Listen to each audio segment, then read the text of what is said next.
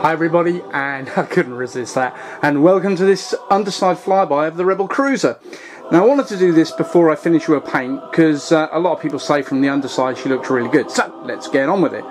So as you can see, as we get closer, this is the City Sprawl. Now a lot of people have asked me how have you done this and why have you done this, and the reason I did it is because when I first decided to do this model, I thought of her being around about the same size of Executor, or half the size of Executor, so she needed this sort of detail to really sell her scale. Now since then I've decided that she's not that big, she's about 1.5 times Finalizer, but still the City Sprawl looks good, and it's in keeping with the Gallifrey open bottomed detailed areas. So as we go across the City Sprawl, and this is the engine areas, and I've left the engines off so you can see all the detail that I've added, and a lot of this detail is very executory. A typical example is that piece sitting there, which is a detail part from an Anzio Annie or Leopold, and that part is used all over Star Wars and also in the Rise of Skywalker it's actually built as a full-size set piece, which you can see if you watch the making of.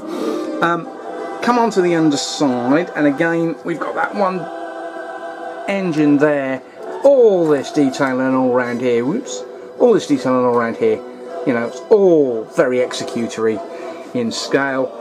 I've put some ribs on the side with lots of detail again, so it sort of sells the size, sells the hugeness of her.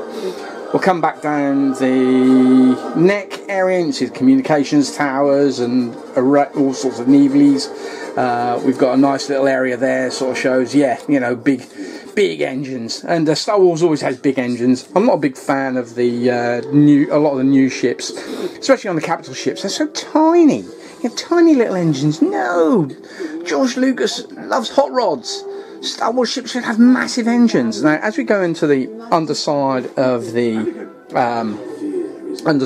the secondary engineering hull, you can see again I've used a lot of pieces very much like Executor. Very much. These pieces here, these green pieces here, now they come from an Alligator. M2 Alligator, which is Roco kit, and again they're used all over Star Wars, and again in Rise of Skywalker they're made as full-size huge pieces. So we'll go back round over the top, and I want to stop at this area here, which is the height for the mountain points. Now back over the City Sprawl. Now I'm very, very happy with the City Sprawl. That shows there. And for those of you who like to pause and find out what greeblies you use, I've hidden a 1/35th scale German artilleryman somewhere in the City Sprawl. Now, if you find him, please put in the comments, and I'll tell you whether you're right or not.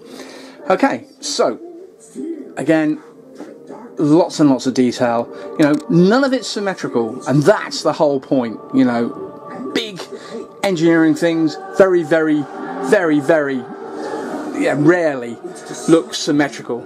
So we'll do one last pull over the top. Please like this video, please subscribe, and I will see you in the next video.